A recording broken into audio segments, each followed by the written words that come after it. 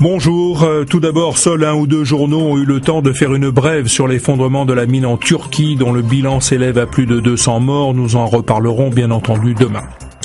Clap de début pour le festival de Cannes, le rêve est en marche, titre 20 minutes. C'est le jour de grâce, renchérit Métro. Le 67e festival s'ouvre en effet avec Grâce de Monaco, le biopic controversé d'Olivier Dahan. Ce qui nous promet un festival sulfureux, prédit aujourd'hui en France, avec en plus le très attendu et embarrassant film sur DSK, Welcome to New York, avec Gérard Depardieu. Il sera projeté samedi dans une salle publique. On y annonce des scènes plutôt crues. Les stars et les fêtes seront encore au rendez-vous cette année, mais Libération annonce de gros nuages à l'horizon. Cannes est le plus grand festival de cinéma d'auteur, un genre que les télés préachètent de moins en moins. Cannes résistera-t-il à la grogne des intermittents, au scandale DSK et à la crise du cinéma indépendant? C'est la question posée par Libé. Voilà bien une décision qui fera date, surtout en référence au thème abordé un peu plus haut. Elle fait la une de la Croix.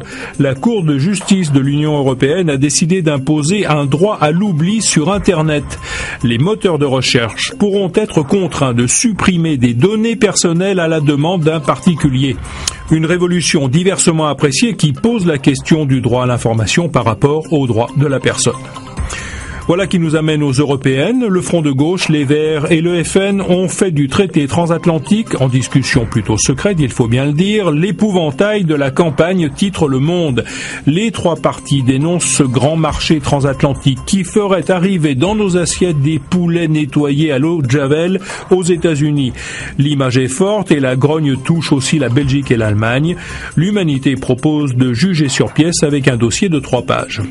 Dans le Figaro, Manuel Valls tente d'éviter la fracture au PS. Il a proposé aux députés socialistes de changer les méthodes de travail entre gouvernement et assemblée. Mais, signe pour nos confrères que les chapelles anti-Hollande se multiplient au PS, la majorité des députés souhaiterait plutôt des inflexions politiques substantielles. Pendant ce temps, François Hollande est, lui, sur un autre front, celui de la réforme territoriale. Il a décidé de lancer une offensive éclair, titre Les Échos, pour boucler la carte des régions d'ici à cet automne. Le président reçoit jusqu'à vendredi les chefs de parti pour les convaincre. Les élections régionales seraient maintenues en 2015 avec un décalage de 6 mois. Un bleu, les yeux tournés vers la baie de Rio. Les 23 membres du Commando Brésil sont maintenant connus. Pour l'équipe, Deschamps joue la cohésion et la continuité pour la Coupe du Monde brésilienne.